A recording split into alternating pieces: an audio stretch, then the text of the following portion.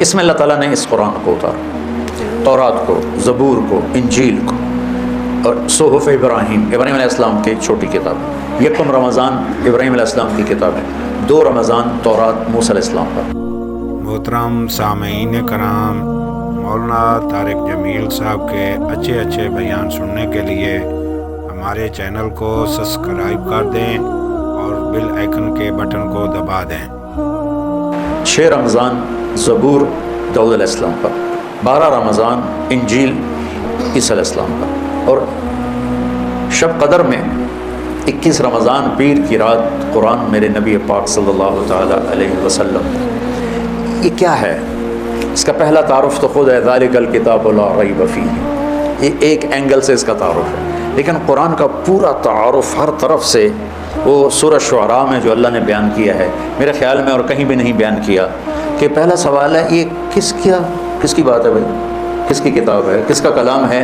تو اس کا جواب ہے انہ، تم مانو یا نہ مانو، بات پکی ہے کہ لتنزیل رب العالمین، یہ کل کائنات کے بادشاہ کا اتارا ہوا حکم نامہ ہے، بادشاہ کا امر ہے، رب بادشاہ، حاکم پالنے والا، ایسا حاکم جو محبت سے پالتا ہے۔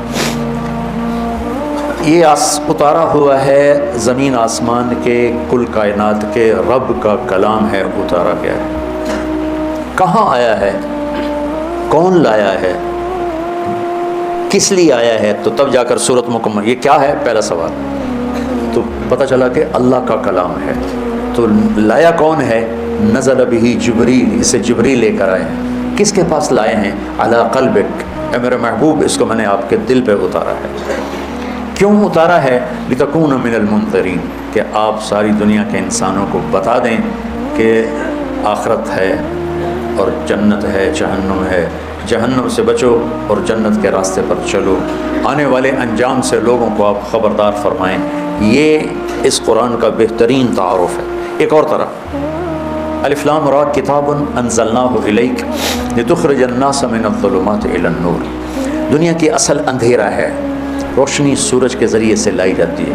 آیۃ لہم اللیل نسلخ منہ النہار، اس آیت میں سلخا کا لفظ آیا ہے کہ ہماری نشانیوں میں سے رات ہے جس کے اوپر سے ہم دن کی کھال کو کھینچ لیتے ہیں، جب کھال کھنچتی ہے تو اندر سے جانور کا سب کچھ نکلتا ہے۔ یہ روشنی ایک کھال ہے اور اس کے اندر اندھیرا ہے، جب اللہ اس کو ہٹاتا ہے تو فَإِذَا هُمْ مُسْلِمُونَ، سب اندھیرا چھا جاتا ہے۔ تو دنیا کے اندھیرے بھی ہیں اور دل کے اندھیرے بھی ہیں۔ تو یہ قرآن کیوں آیا ہے؟ لِتُخْرِجَ النَّاسَ مِنَ الظُّلُمَاتِ إِلَى النُّورِ، کہ آپ لوگوں کو باطل کے اندھیروں سے نکال کر اسلام کے، ایمان کے، رحمان کے اور نور اور روشنیوں کی طرف کھینچ کر لے جائیں۔ یہ قرآن اس لیے آیا ہے۔ اس قرآن کی طاقت کیا ہے؟ لو انزلنا هذا القرآن على جبل لرأيته خاشعا متصدعا من خشیۃ اللہ، اگر اس قرآن کو میں کسی پہاڑ پر اتارتا تو پہاڑ پرزے پرزے ہو جاتا، ریزہ ریزہ ہو جاتا۔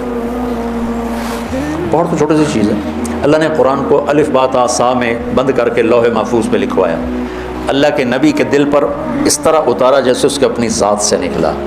اگر اللہ لوح محفوظ پہ قرآن کو اس طرح اتارتا جیسے ہمارے نبی کے دل پر اتارا ہے، براہ راست اپنی ذات سے نکلا ہوا، تو لوح محفوظ کی لمبائی چوڑائی اللہ کے سوا کوئی نہیں جانتا، لوح محفوظ کے پرزے پرزے ہو جاتے۔ اور میرے نبی کا سینہ اور دل کتنا طاقتور ہے کہ سارے قرآن کو اپنے اندر لے لیا، لیکن اتنی اس کی طاقت تھی کہ آپ بے ہوش ہو جاتے تھے اور آپ پر غشی طاری ہو جاتی تھی، نیم غشی ہوتی تھی، آدھے ہوش آدھے بے ہوش، اور سردی میں بھی پسینہ پسینہ ہو جاتا تھا۔ ایک دفعہ آپ پر وحی آئی اور آپ اونٹنی پر تھے، اونٹنی وحی کے بوجھ سے زمین پر بیٹھ گئی، زید بن ثابت کی ران پہ سر رکھ کے آپ لیٹے ہوئے تھے، وحی اتری تو زید بن ثابت کہتے ہیں مجھے لگا میری ران ٹوٹ جائے گی، میرے پٹ کی ہڈی ٹوٹ جائے گی، اتنا پریشر آیا۔ تو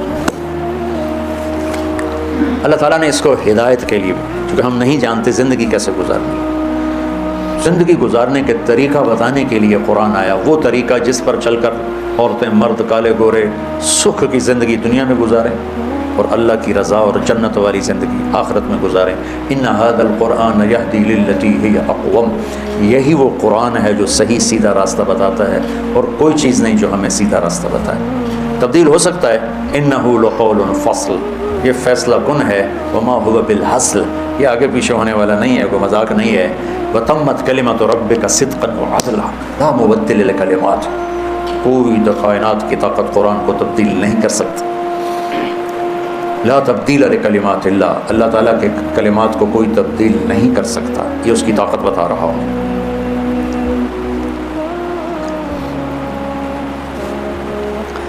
تو ہم اللہ سے ہدایت مانگتے ہیں۔ یہ قرآن چونکہ عربوں پہ اترا ہے، ان کی زبان میں اترا ہے، ان کی معاشرت کو سامنے رکھ کے اترا ہے، تو ان کے اندر میں اتر گئی بات۔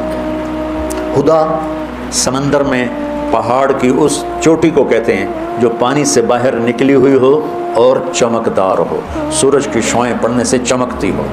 اس زمانے میں کمپیوٹر نہیں، مشین نہیں، باغبان کشتی ہیں، رات کو سفر کرتے تھے تاروں کو دیکھ کر، تاروں کی مدد سے سمت طے کرتے تھے، مشرق ہے مغرب ہے۔ صحرا میں اب بھی آبادی ہے سعودی کے قطر کے، تو میں نے ایک بدو سے پوچھا جو صحرا میں رہتا ہے کہ تم لوگ تو ریت ریت راستہ کیسے پہچانتے؟ ویسے چلتے ہیں جیسے لکھا ہوتا ہے لاہور 90 کلومیٹر، اس طرح چلتے ہیں ریت۔ تو کہا ہم ستاروں کا علم جانتے ہیں، ہم ستاروں کو دیکھ کے چلتے ہیں، پر دن میں وہ اتنا ہمارے اندر ہوتا ہے کہ ہم اس کے مطابق چلتے رہتے ہیں۔ رات کو چلتے تھے ستاروں کو دیکھ کر، اور دن میں چلتے تھے ان روشن چوٹیوں کو دیکھ کر کہ یہ جگہ جگہ تھیں، اور انہوں نے ان کو متعین کیا تھا یہاں سے جدے مڑنا ہے، یہاں سے یمبو مڑنا ہے، یہاں سے عدم مڑنا ہے، یہاں سے عقبہ مڑنا ہے۔ تو وہ ان نشانیوں کو اگر کھو دیتے تھے تو بھٹک جاتے تھے، اور اس زمانے میں کوئی مواصلات نہیں تھے کہ بھئی ہم بھٹک گئے ہماری مدد کو پہنچو، اصل طور پھر وہ کشتیاں برباد ہو جاتی تھیں۔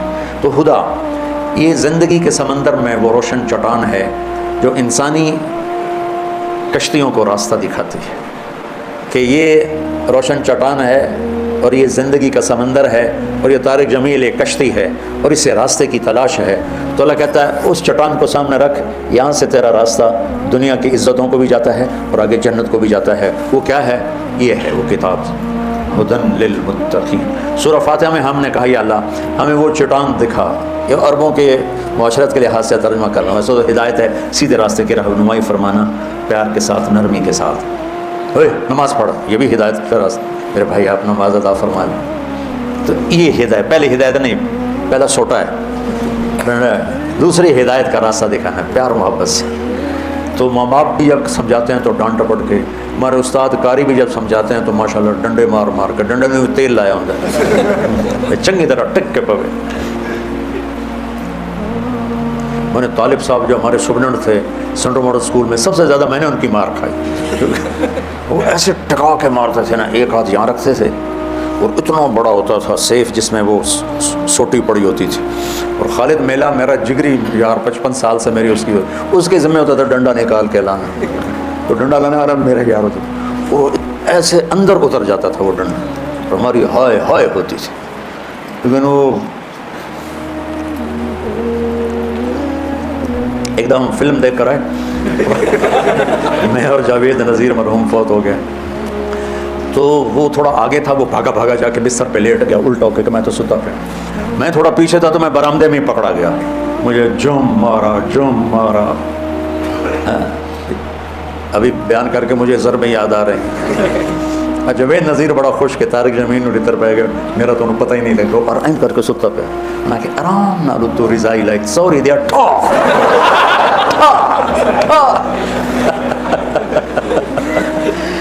یہ بہت غلط طریقہ ہے، بہت غلط ہے، پتہ نہیں کہاں سے آ گیا۔ دینی مدرسوں کا بھی یہی حال ہے، اور یہ اسکولوں کا بھی یہی حال ہے، اور ماں باپ کا بھی یہی حال ہے کہ ماں باپ اپنی بات اتارنا چاہتے ہیں ڈنڈے کے ساتھ، شدت کے ساتھ، سختی کے ساتھ۔ کئی دفعہ میرے پاس معصوم بچیاں بچے جو وہ میرے نمبر، میرا پرچہ اچھا نہیں ہوا، اب میرے نمبر تھوڑے آئیں گے، میرے ماں باپ مجھے بون ڈانٹیں گے، میں کیا کروں؟ میں نے کہا پتر میں کی کروں، کوئی دم ضرور پڑا، کچھ نہیں تعویذ دے ماں۔ وہ نادان ماں باپ ہیں جو بچوں کو کم نمبر آنے پہ ڈانٹتے ہیں۔ ان والدین نے اپنی سب سے قیمتی دولت برباد کر دی، اے پر، بی پر، سی پر۔ اس کو تعلیم تھوڑے کہتے ہیں، تعلیم تو سمجھ کا نام ہے، رٹا لگا کے پڑھ لینے کا نام تو تعلیم نہیں ہے۔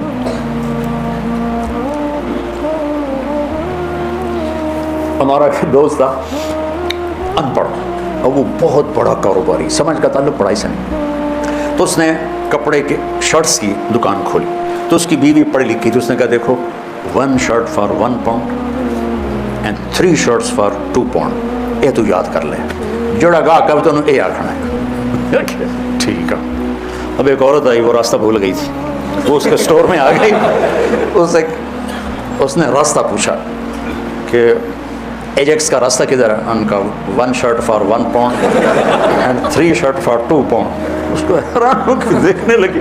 اس نے پھر اپنی بات دہرائی, اوپر کہنے کا 1 shirt for 1 pound 3 shirt for 2 pound. وہ ہنستی باہر گئی, ایک بندر لے کے آئی. اس نے اس کو بتایا تو اس نے کہا یہ تم سے شرٹ نہیں خرید رہی, یہ بھول گئی ہے, تم سے راستہ پوچھ رہی ہے اور تم اسے 1 shirt for 1 pound بتا رہے ہو. تو یہ کہہ رہی ہے کہ اسے کہو میرے گھر آ جایا کرے, میں اسے مفت میں انگریزی پڑھا دوں گی. تو ہمارے جو آج کل کے والدین ہیں نا, وہ ایسی تعلیم کے پیچھے ڈنڈے اٹھا کے کھڑے ہوئے ہیں کہ بس تیرا اتنے اے آنے چاہیے, اے آنے. اچھے انسان بنے, رزق یہاں لکھا ہے, ڈگریوں پہ نہیں لکھا ہو. ہمارے والدین نے بچوں کو مریض بنا دیا, انہوں نے ڈپریشن میں کا شکار کر دیا, پریشر ڈال کے. ہمارے والدہ نے پڑھایا سے پر پریشر نہیں ڈالا, چونکہ ہم تو ہاسٹل میں رہتے تھے. ایک دفعہ گورنمنٹ کالج لاہور ماشاءاللہ میرے 1000 میں سے 90 نمبر آئے. مجھے کوئی پرواہ نہیں تھی, وہ تھا کالج کا امتحان, مطلب اوپر بورڈ کا نہیں تھا, کالج کا امتحان تھا. تو وہ بھی ایک بڑی عزت ہوتا ہے. میں بڑے فخر سے بتاتا, کوئی ہے جن 1090 آئے ہوں, میرے آئے. تو ہدایت ہوتا ہے کسی کو پیار محبت سے سمجھا کے انجام بتانا. ہمارے بچے تو ذبح ہو گئے اسکولوں پر اور پڑھائیوں پر اور ٹیوٹر اور ٹیوشن سینٹر. ان بیچاروں کی جو پنپنے کی عمر تھی, بڑھوتری کی اور عقل کی گروتھ کی عمر تھی, وہ ساری برباد ہو جاتی.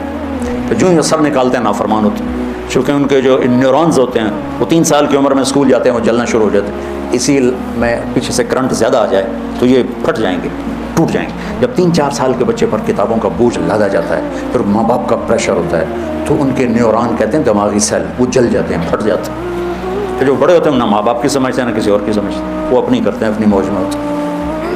ہدایت محبت سے پیار سے کسی کو بتا دینا, آگے وہ لے لے تو ٹھیک ہے, نہ لے تو میرا ذمہ ختم ہو گیا. ھذا بلاغ للناس.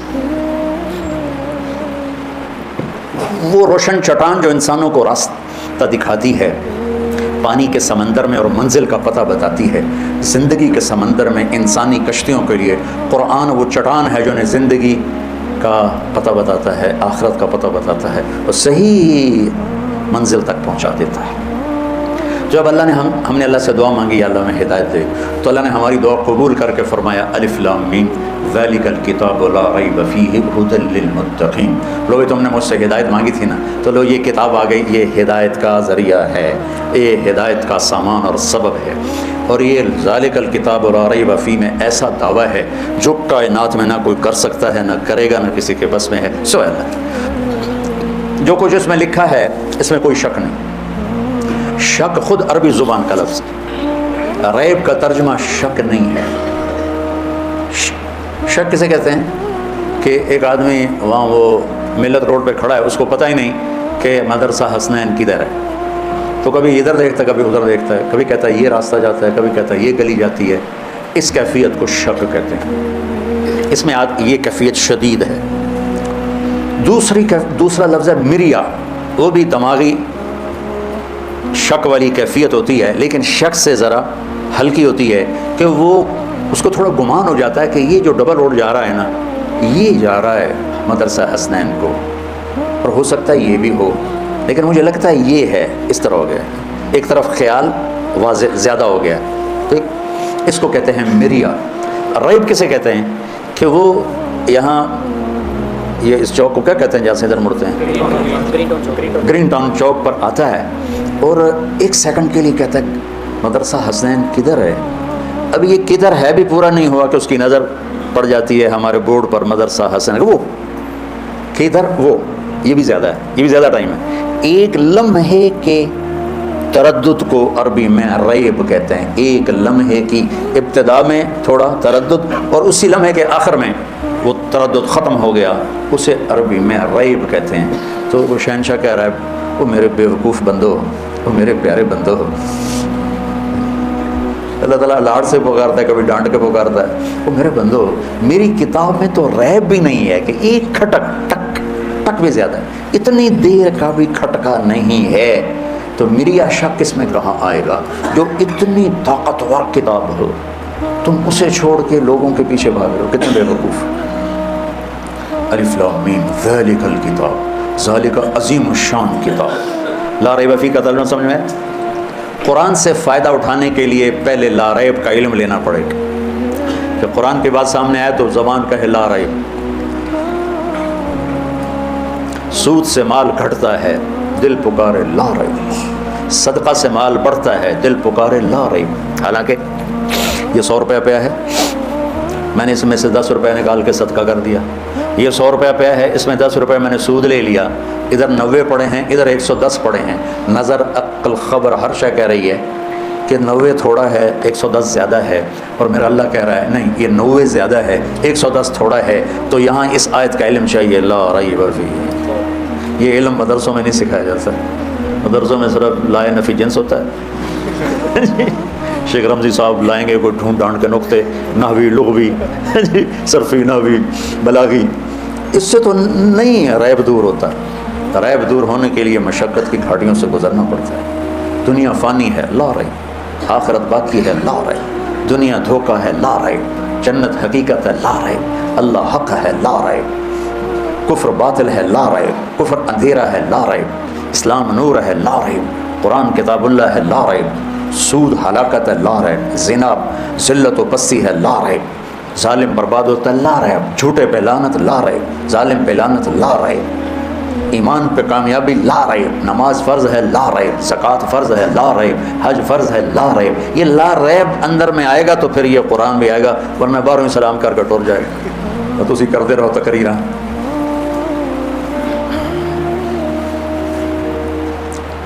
فیضی، فیضی کا نام سنا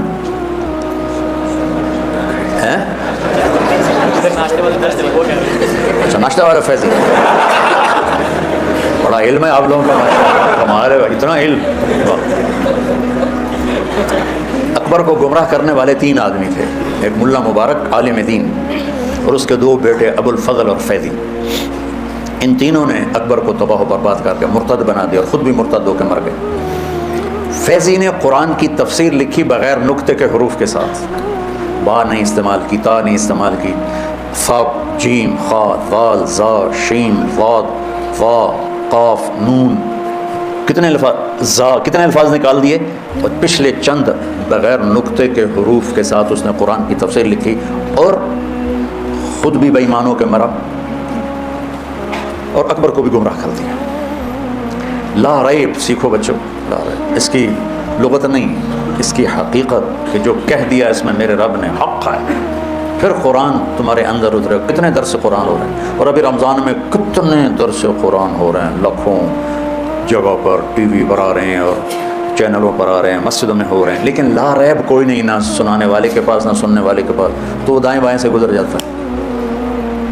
جھوٹے پر لعنت، لا ریب یہ کہنا تھا، وہ کہتا جی جھوٹ کے بغیر پھر کام نہیں چلتا۔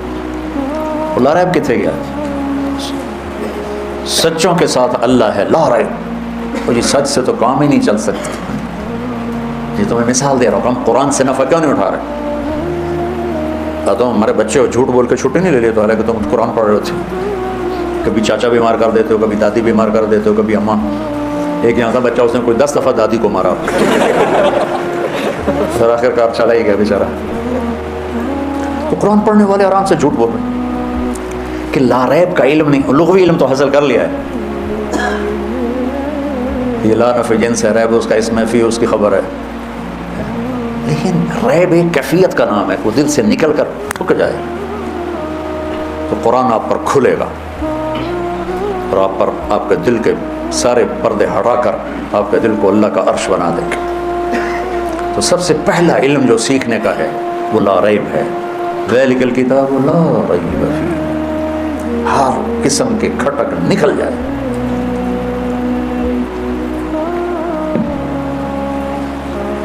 جب آپ نے کہا میں معراج پہ گیا، بیت المقدس گیا، او ہنسا مچ گیا، اور سارے لوگ ہنس ہنس کے دورے ہو رہے، اور ایک آدمی بھاگا بھاگا بھاگا بھاگا آیا ابو بکر رضی اللہ تعالیٰ عنہ کے پاس، ابو بکر۔ ایک آدمی اگر یوں کہے کہ میں رات کو بیت المقدس گیا، راتوں رات واپس آ گیا، آسمانوں پہ گیا، مانو گے؟ تو انہوں نے فرمایا کس نے کہا ہے؟ کہ تیرے ساتھی نے کہا، پھر مانتا۔ تو میرے نبی نے آپ کو صدیق کا ٹائٹل دیا، صدیق۔ تو لا ریب بچوں کہاں سیکھیں؟ یہ اہل اللہ کی صحبت سے آتا ہے، یہ تبلیغ میں دھکے کھانے سے آتا ہے، یہ تنہائیوں میں اللہ کے سامنے رونے دھونے سے آتا ہے، یہ صرفی اور بلاغی اور نحوی نقطوں سے نہیں آتا ہے۔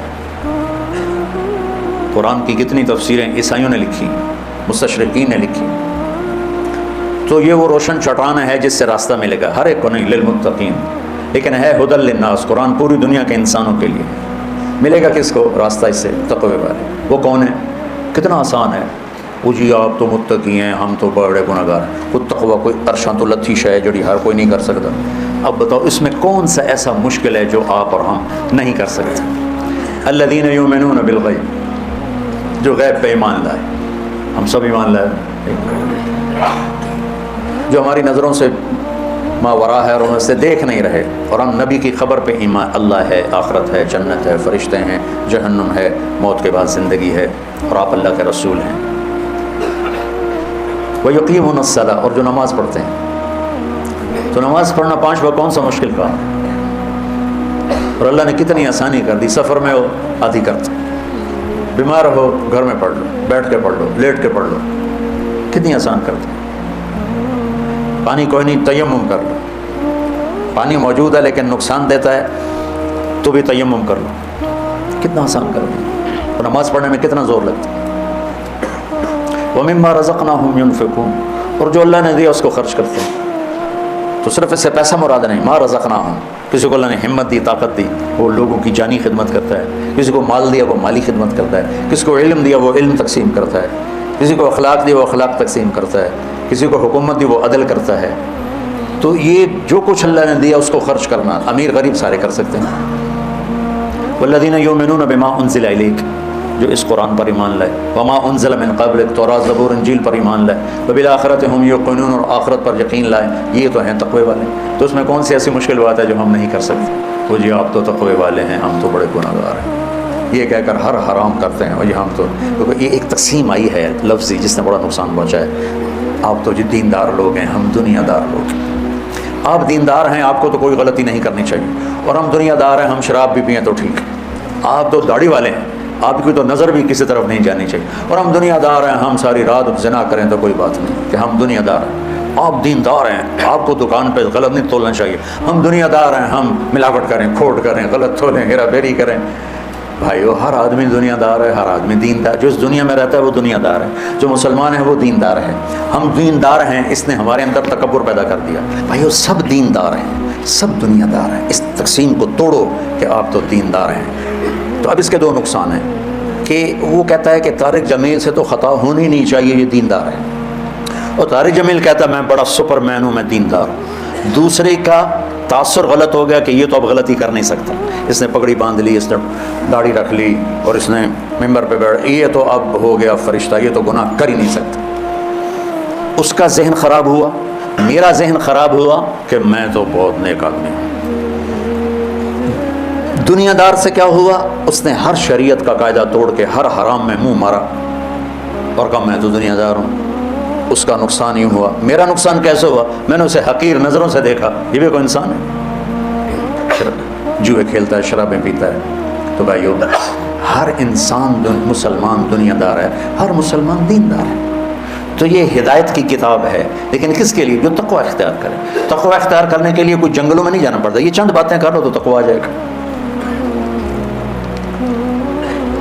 دیکھو ابو علی رحمۃ اللہ علیہ 6 صدی کے ایک عالم ہیں بغداد میں، وہ درس قرآن انہوں نے شروع کیا، سورہ بقرہ سے شروع کیا، 26 برس گزر گئے، سورہ بقرہ ختم نہیں ہوئی اور وہ مر گئے۔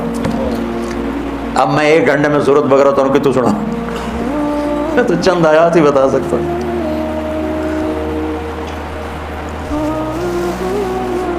تو اس کے بعد ایک آیت میرے ذہن میں تھی کہ اللہ تعالیٰ فرما رہا ہے آگے کہ یا ایھا الناس اعبدوا ربکم الذی خلقکم والذین من قبلکم لعلکم تتقون الذی جعل لکم الارض فراشا والسماء بناء وانزل من السماء ماء فاخرج به من الثمرات رزقا لکم فلا تجعلوا للہ اندادا وانتم تعلمون۔ پہلے اللہ اپنا تعارف لے کے آ رہا ہے، سورۃ فاتحہ میں لے کے آ رہا ہے اللہ کو سب سے زیادہ پسند اپنی تعریف ہے۔ اللہ کو دعوت دینے والا کیوں پسند ہے؟ اس کی تعریف کر رہا ہے۔ چاہے تبلیغ والے سادہ اللہ خالق، اللہ مالک، اللہ رازق، اللہ خوش ہوتا ہے۔ زمین چھوٹی آسمان بڑا، انتہائی احمقانہ بات، پر اللہ بہت خوش ہوتا ہے کہ میری تعریف ہو رہی۔ المخلوق کی خالق کے ساتھ کوئی نسبت نہیں ہوتی، کوئی دکان چھوٹی اور اللہ بڑا، زمین چھوٹی اور زمین تشائی کوئی نہیں، آسمان چھوٹے اور اللہ بڑے۔ لیکن میں کہتا ہوں اللہ اس میں بھی خوش ہوتا ہوں، اللہ کو اپنی تعریف پسند ہے تو قرآن شروع کیا الحمد سے، سب تعریف۔ ایک ہوتی مدح، ایک ہوتی حمد۔ مدح ہے خوش آمد، اور مدح ہے کسی عوض میں۔ خوش آمد کو بھی مدح کہتے ہیں، اور کسی احسان کے بدلے میں تعریف کرنے کو مدح کہتے ہیں۔ اور حمد ہوتا ہے کہ وہ کچھ بھی نہ کرے، وہ ذات ہے ہی قابل تعریف، اس کی تعریف اس کا حق ہے، اس کا حق ہے۔ تو جس میں کوئی خوبی دیکھو اس کی تعریف کیا کرو، خوش آمد نہ کیا کرو، تعریف۔ آپ نے حدیث سنی ہوگی مشہور، جو تمہاری تعریف کرے اس کے منہ میں مٹی ڈالو، سنیے نا؟ تعریف مراد نہیں ہے، خوش آمد مراد۔ تو خوش آمد آدمی کو تباہ کر دیتی، اور اس کی حوصلہ افزائی نہ کرنا بھی اس کو توڑ کے رکھ دیتا۔ اس لیے میرے نبی نے خود اپنے صحابہ کی تعریف کی۔ تو خوش آمد ہمارے دینی حلقوں میں بھی ہے، تھوڑا سا کوئی دنیا کے لحاظ سے بڑا ہو جائے اس کی خوش آمد، کوئی دین کے لحاظ سے بڑا ہو جائے اس کی خوش آمد۔ ہمیں بڑے شیخ سے ملنے کی، ہمارے بڑے مشائخ میں سے، اس کے چشتی سلسلے کے، تو وہ تشریف فرما تھے، ہماری جماعت گئی، ان کے مریدین بیٹھے تھے کہ میں آپ کو دیکھو آنکھوں دیکھا بتا رہا ہوں، سنا ہوا نہیں بتا رہا ہوں۔ تو پیر صاحب کچھ بولنے لگے تو انہوں نے کہا ہوتا بعض اوقات آدمی بات کرنے سے پہلے جیسے یہ گانے والے وہ راگ لاپتے ہیں تاکہ اس راگ پہ گانے کو لا سکے، تھوڑی تھوڑی میرے اس زمانے پرانے کی جاتے ہیں، الو کی پٹھی آ جاتی ہیں۔ وہ فرمانے لگے ابھی انہوں نے اتنا ہی کیا تھا، تو مریدین کہنے لگے سبحان اللہ۔ میں نے اتنی مشکل سے اپنی ہنسی کو روکا، وہ کرما لے کو پیر نو بولن تھا دے خالی سبحان اللہ۔ اگر یہ ہیں وہ پیر مرید جو پیروں کے بیڑے غرق کر دیتے۔ ہماری کوئی دنیا میں بڑا بن جائے، افسر بن جائے، بڑا ذمہ دار ہو، بڑا تاجر ہو، بس اس کو اتنا مکھن لگاتے ہیں کہ وہ بے وقوف سمجھتا ہے میرے تو بڑا افلاطون ہی دنیا اس کو۔ اور جو کو دین میں بڑا ہو جائے تو اس کو اتنا مکھن لگاتے ہیں وہ سمجھتا ہے آج کا جنید بغدادی میں ہی ہوں۔ تو یہ دھوکہ نہ دینا کسی کو۔ میں نے تعریف کرنے میں کبھی بخل نہیں کی، بچے میں، بڑے میں، بیٹے میں، نوکر میں، دوست میں، کسی میں اس کی کھل کے تعریف کر دو، اس کا حق۔ خوشامد نہیں کی زندگی بھر، اور تعریف میں بخل نہیں کیا، خوشامد کے قریب نہیں گیا، یہ منافقت ہے۔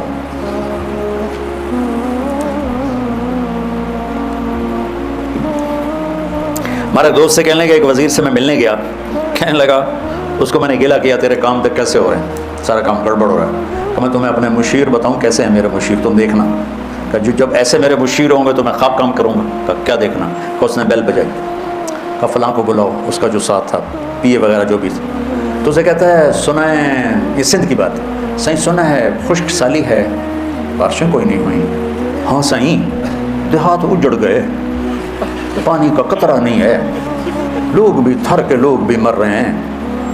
جی آپ نے سائیں سچ کہا ہے، شیو لے جائے، بیل بجائے، دوسرے کو بلاؤ، وہ سائیں سنا ہے بڑی بارشیں ہوئی ہیں، بڑی ہاں سائیں طوفان آئے پڑے، جانور چب بہ گئے، گھر بہ گئے، سائیں دیہات تباہ ہو گئے سائیں۔ انہوں نے کہا یہ میرے مشیر ہے، میں کیا حکومت چلا۔ تو دیکھو خوشامد حرام ہے اور تعریف نہ کرنا بخل ہے۔ اپنے شاگرد کی کرو، اپنی بیوی کی کرو، اپنے بچوں کی کرو، اپنے بھائیوں کی، اپنی بہنوں کی، اپنی ماں کی، اپنے باپ کی، اپنے استاد کی، تو اس میں حوصلہ پیدا ہوگا اور آپ کا ظرف بڑا ہوگا۔ چونکہ جب آدمی خوشامد سنتا ہے نا، پھر وہ اپنے سامنے کسی کی تعریف بھی نہیں سنتا، کہتا بس تجھے میرے واسطے ہی بولی رکھو۔ تو اللہ تعالیٰ نے پیچھے اپنا تعارف کرانے کے بعد نا ایاک نعبد و ایاک نستعین، یا اللہ تیری ہی بندگی تجھ سے ہی مانگنا، پھر اس کو اللہ یہاں لائے کہ اے یہاں اللہ نے یا ایھا الذین آمنوا یا ایھا الناس، اے پوری دنیا کے انسانوں ایک رب کے سامنے جھک جاؤ۔ عبادت کہتے ہیں ذلیل ہونا، عاجز ہونا، جھک جانا، بچھ جانا، لٹا دے اپنی ہستی کو، اگر کچھ مرتبہ چاہے کہ دانا خاک میں مل کر گلو گلزار ہوتا ہے۔ تو میں سے گردن اونچی رکھوں، علماء ہیں تو ان کو اسے جتی تو نہیں لکھنا، اور تم لوگوں کے سامنے بچھ جاؤ تو تمہیں آنکھوں کا سرما بنا دے۔ تو بندگی کے قابل صرف ایک ہے۔ اگر کوئی ایسا ہے جو اس رب کی طرح آسمان بنا دے، جیسے کیا خوبصورت اللہ نے بات کی، اور اللہ کی طرح زمین کا فرش بنا دے، اور اللہ کی طرح آسمان سے پانی بنا دے، اور اللہ کی برسا دے، اور اللہ کی طرح زمین سے رزق نکال دے، تو اس کی پوجا بھی شروع کر دو، اس سے بھی مانگنا شروع کر دو۔ عبادت کا حصہ ہے اللہ سے مانگنا، عبادت کا حصہ ہے اللہ کے آگے ہاتھ اٹھانا، عبادت کا حصہ ہے اللہ کے سامنے جھولی پھیلانا۔ تو ہمارے ہاں اس میں بہت افراط و تفریط ہے، لوگوں نے انسانوں کو خدا کے درجے تک پہنچایا ہوا ہے۔ آگے قرآن پاک میں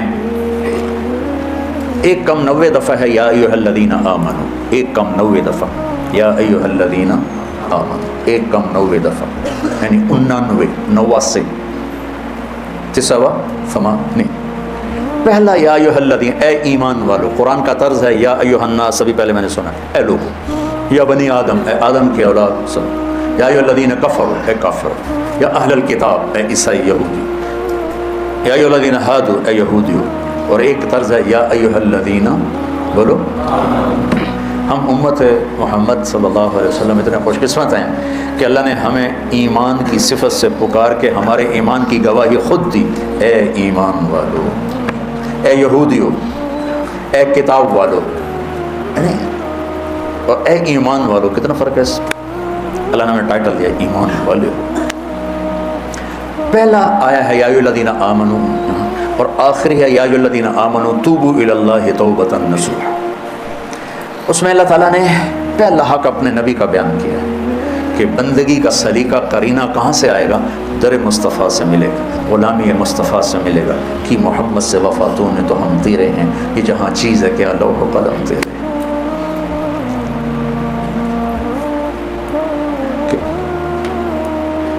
تو اس میں پہلا ادب اللہ نے سکھایا یا ایھا الذین آمنوا لا تقولوا راعنا، اے ایمان والو میرے محبوب سے ادب کے ساتھ بات کیا کرو، بے ادبی کے ساتھ بات نہ کیا کرو۔ یہ ترجمہ لفظ کا نہیں ہے، جو مراد ہے وہ بتا رہا ہوں۔ یہودی آتے تھے، ایک راعنا ہمارا خیال کر، ایک راعینا ہمارے چرواہے، تو کم وقت آتے تھے اور کہتے تھے راعینا ہمارے چرواہے۔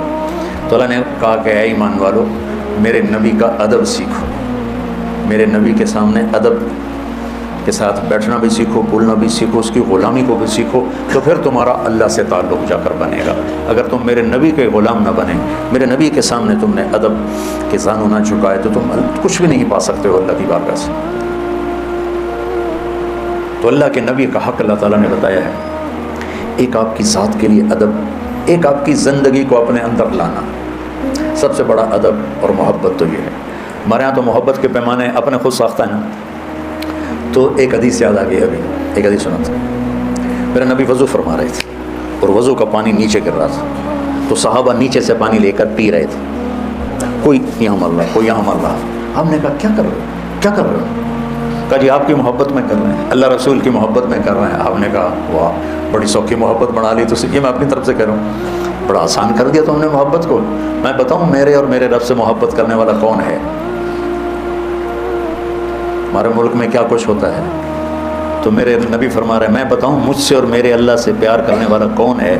فَلْيَسْتُقِ الْحَدِيثَ إِذَا حَدَّثَ، جو ہمیشہ سچ بولے وہ ہے مجھ سے پیار کرنے والا اور میرے رب سے پیار کرنے والا۔ کتنے پاکستانی عاشق نکلیں گے اس میزان پر؟ کوئی فیصل آباد کی آبادی 1 کروڑ کے قریب جا رہی ہے، کوئی 15-20 لے آ کے دیو کا سچ ہے، زیادہ نہیں، صرف 20-25 لے آ کے دے دو۔ ان 8 بازاروں میں کوئی ایک سچا لا کے دے دو۔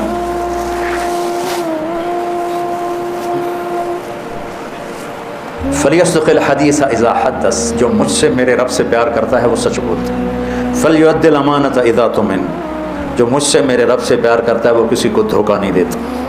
جاؤ بازار میں دیکھو، ہر تاجر دھوکے باز بیٹھا ہوا، دیکھو سارے ایک جیسے نہیں، لیکن بہت کم ہیں جو سچے ہیں اور دیانتدار۔ فراڈ فراڈ فراڈ فراڈ، اسی حرام پیسے سے کچھ خیرات کر دیا، کوئی دیکھ چڑھا دی، لو جی بس کام بن گیا۔ اور میرے نبی کہہ رہے ہیں مجھ سے میرے رب سے پیار کی نشانی دوسری یہ ہے کہ وہ کسی کو دھوکہ نہیں دیتا۔ اور تیسری نشانی کیا ہے؟ فَلْيُحْسِنْ جِوَارَ مَنْ جَاوَرَهُ، کہ وہ جس جہاں رہتا ہے وہاں سب کے ساتھ اچھا سلوک کرتا ہے، پڑوسیوں سے، اپنے ہوں پرائے ہوں، سب کے ساتھ وہ اچھا سلوک کرتا ہے۔ تو اللہ کے نبی کی اطاعت اور اللہ کے نبی کی محبت اور اللہ کے نبی کی زندگی، اس کو پڑھا کرو بھائیو۔ آپ بچوں سے بھی کہتا ہوں الگ مطالعے میں پڑھا کرو، سیرت پڑھا کرو۔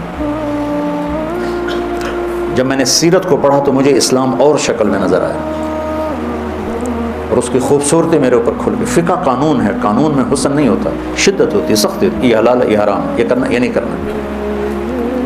اور سیرت میرے نبی کی زندگی جو ٹپکتا ہوا شہد ہے، جو کھلا ہوا پھول ہے، جو برستی ہوئی پھوار ہے، گنگناتا ہوا ندی ہے اور چشمہ ہے۔ گم ہو جاؤ گے نبی کی زندگی میں اگر پڑھنا شروع کرو گے۔ آخری بات اس میں ہے وَعَلَّمَ آدَمَ الْأَسْمَاءَ كُلَّهَا، علم کی اہمیت۔ ایسے میں ٹکڑے ٹکڑے چند آیات بتا رہا ہوں، میں سارا کہاں اس کا احاطہ کر سکتا ہوں؟ ساری رات بھی ہم بیٹھے رہیں تو مشکل سے ایک پارہ پورا ہوگا۔ تو جو اس میں مجھے تھوڑا سمجھ میں آتا ہے کہ آج کے لحاظ سے اس کی ضرورت ہے، تو جو سارا ہی ضروری ہے، سارے قرآن کی ضرورت، جو زیادہ اس میں اہم ہے وہ بتا دیتا ہوں۔ علم انسان کو عزت دیتا ہے، زینت بخشتا ہے، وہ علم دنیا کو ہو یا دین کو۔ ہمارے جو دینی حلقے ہیں نا، دینی مدارس، اس میں علم کہتے ہیں قرآن و حدیث ہے اور باقی سب فن ہے، وہ علم نہیں ہے، فنون ہے، ہوتی نہیں ہوگا۔ یہ عجب کی بات ہے، دنیا ہو یا دین ہو، علم علم ہے۔ آپ کو قرآن سے پیش کرتا ہوں وَعَلَّمْنَاهُ صَنْعَةَ لَبُوسٍ لَكُمْ، فَنَّنَّاهُ، ہم نے اسے فن دیا زرہ بنانے کا، یہ علمنا ہے۔ داؤد علیہ السلام زرہ بناتے تھے، لوہا ان کے ہاتھ میں موم بن جاتا تھا، تو اس سے جیسے عورتیں سویٹر بناتی تھی پہلے زمانے میں، تو ایسے ایسے کر کے ہاتھوں سے زرہ بنا لیتے تھے، جو پھر پہنی جاتی تھی تلوار سے بچنے کے لیے۔ تو اس کے لیے لفظ علمناہ صنعۃ لبوس لکم لتحصنکم من بأسکم، یہاں علم کا لفظ آیا ہے۔ علم الانسان ما لم یعلم، یہاں علم کا لفظ آیا ہے۔ تو اس عجب سے نکلو کہ ہم علم پڑھ رہے ہیں، لوگ فن پڑھ رہے ہیں۔ دنیا کی ہر چیز کا جاننا علم ہے، اور آخرت کی، دین کی، شریعت کی ہر چیز کا جاننا علم ہے۔ جیسے معدنیات بے شمار ہیں، سب معدنیات ہیں، لیکن سونے کی قیمت سب سے اعلیٰ ہے، ہیرے کی قیمت سب سے اعلیٰ ہے، سارے علوم ہیں، اور علم میں سب سے بڑا علم قرآن کا ہے اور حدیث پاک کا ہے۔ آپ بچوں سے کہتا ہوں، ہمارے ملک میں فقہ کا غلبہ ہے، فقہ۔ اب پشاور سے کراچی جاؤ تو آپ کو ہزاروں دارالافتاء ملیں گے، اور تخصص فی الافتاء، فتوے کا کورس ہو رہا ہے، فتوے کا کورس ہو رہا ہے۔ پشاور سے کراچی تک آپ کو ایک مدرسہ نہیں ملے گا جہاں قرآن کے حسن و جمال کو بتایا جا رہا ہو، سیرت کے حسن و جمال کو بتایا جا رہا ہو۔ تخصص الحدیث بہنا تو ضعیف کے لحاظ سے اور صحیح کے لحاظ سے اور سند کے لحاظ سے اور متون کے لحاظ سے، کوئی حدیث اپنی ذات میں اس کے حسن کو کیسے اجاگر کیا جائے، یہ آپ کو کہیں نہیں ملے گا۔ تو علم صرف و نحو و بلاغت، بلاغی نکات نہیں ہے، علم تو قرآن و حدیث ہے۔ قرآن سے جڑو، حدیث سے جڑو۔ اگر آپ کے بچے کالجوں میں پڑھ رہے ہیں، انہیں علم کا شوقین بناؤ، انہیں ڈگری کا شوقین نہ بن۔ ماں باپ کو بھی جو کہتا ہے ڈگری لگ جائے، نوکری لگ جائے، بس ٹھیک ہے۔ کوئی ریسرچ ہمارے ڈاکٹروں نے آج تک نہیں کی، کوئی ریسرچ، کوئی جو وہاں سے چھپ کے آتا ہے وہی آگے سنانا شروع کرتا۔ پہلا ہارٹ اٹیک میں جو ہوا 2010، مکھن نہیں کھاؤنا، گھیو نہیں کھاؤنا، جی ریڈ میٹ نہیں کھاؤنا، اے نہیں کھاؤنا، او نہیں کھاؤنا، کولیسٹرول بچ جائے گا۔ اب انجائنا ہوا، شکر ہے اٹیک نہیں ہوا، دوسرا پڑا مکھن بھی کھا سکتے ہو، گھی بھی کھا سکتے ہو، انڈا بھی کھا، کیوں کہ ادھر سے ریسرچ تبدیل ہو گئی ہے کہ اس سے کولیسٹرول نہیں بڑھتا۔ میں کہ تجھے صرف فیصلانہ سے بیٹھے ہوئے، ہمارے اندر ریسرچ ختم ہو گیا۔ سائنس، علم تو ایک اللہ کا عطیہ ہے۔ کوریا والوں نے انگریزی سیکھی تھی، علم سیکھا۔ جاپان والوں نے انگریزی سیکھی، علم سیکھا۔ چائنا والوں نے انگریزی سیکھی، علم سیکھا، اپنی نسل کو اس پہ قربان کیا ہے، تو دنیا کو لیڈ کر رہے ہیں۔ ہماری ہر شے باہر سے آئے، ہمارا بڑا پڑھا لکھا ہوا جو باہر سے پڑھ کے آئے، وہاں بھی جیلی ڈگریاں مل جاتی، اتنے کوئی جبریل بیٹھے ہیں، فرشتے انسان بیٹھے ہیں، ہر جگہ جیلی ڈگریاں ملتی ہیں۔ تو مجھے درد یہ ہے کہ مسلم امت ایسے سوئی پڑی ہے کہ بس پکی پکائی لگ جائے۔ میں گیا ایک دفعہ ایک عرب ملک، تو وہاں ایک سائنسدان تھے بنگلہ دیش کے، وہ آئے تھے امریکہ میں رہتے تھے، تو انہوں نے وہاں سے ان کو ہائر کیا کہ ہمارے بچوں کو آپ ذرا کچھ سائنس پڑھا دیں، لیزر ٹیکنالوجی آج کی جدید ٹیکنالوجی کا۔ میں نے کہا چلو میں عربوں کی خدمت کر دوں، تو میں وہاں سے سب کچھ چھوڑ کے ادھر آیا۔ 2 سال بعد ملاقات ہوئی تو کہنے کہ میں واپس جا رہا ہوں۔ کیوں؟ کہنے لگا ان کو پڑھنے کا شوق ہے نہیں، کہ کہہ رہے ہیں ہمارے پاس بہت پیسہ، ہمیں پڑھنے کی ضرورت ہی کوئی، واپس چلے گئے۔ تو چونکہ بہت سے لوگ جڑے ہوئے ہیں کیمرے کے ساتھ، آپ تو مدرسے کے بچے بیٹھے ہو، تو آپ کے لحاظ سے بات یہ ہے کہ صرف فقہ میں گم نہ ہو جاؤ۔ یہ خشک عبارات کا نام ایک دین ہے ہی نہیں، خوبصورت جو دل کو ہلاتا، جو دل کے تاروں پہ چھڑ کر سارے وجود کو جھنجھنا دے اور روح کو تڑپا دے اور دل کو گرما دے، وہ ہے قرآن۔ اور یہ فرض، یہ واجب، یہ ہے ذی نفاس، اس نے ایمان مند ہے۔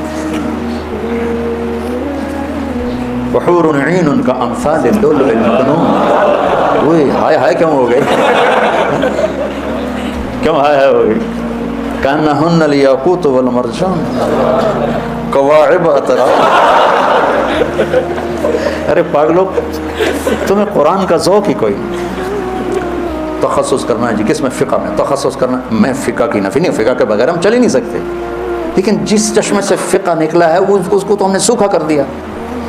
کیا میرا رب ذوق سے بولتا ہے، وہ کس خوبصورت انداز میں بولتا ہے۔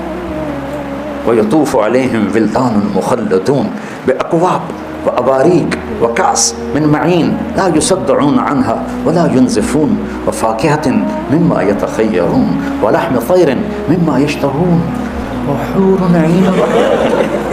وَحُورٌ عِينٌ كَأَمْثَالِ اللُّؤْلُؤِ الْمَكْنُونِ جَزَاءً بِمَا كَانُوا يَعْمَلُونَ لا يسمعون فيها لغوا ولا تأثيما إلا قيلا سلاما سلاما۔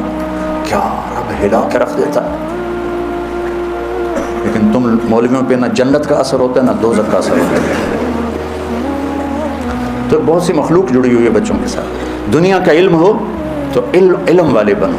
وہاں سے تھیسس آ گیا کہ جی اب دل کا مریض بھی انڈا کھا سکتا ہے، اب مکھن کھا سکتا ہے، کہ چونکہ اس سے کولیسٹرول نہیں بنتا۔ تو اتنے سال لوگوں کا بیڑا بوڑیا جے، بیچارے ترس ترس کے وہ مر گئے۔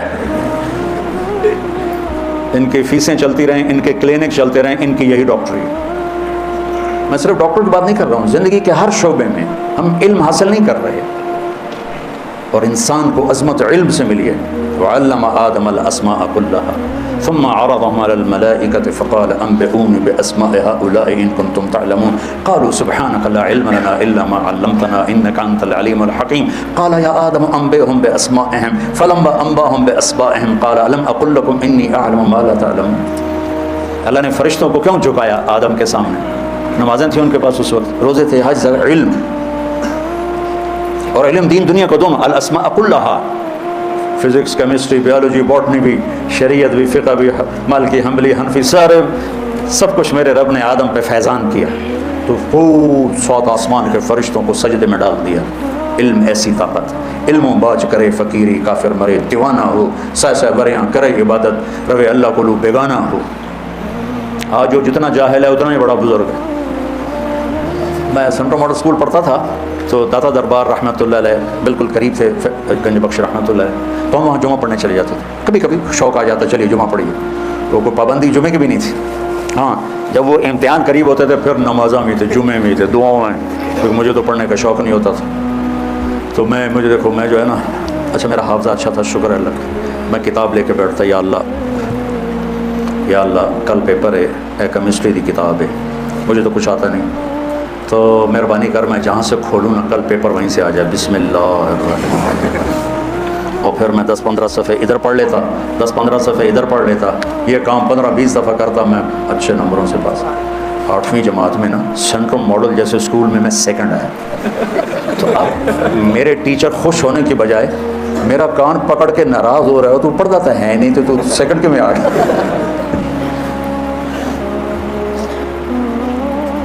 علم ایک ذوق ہے۔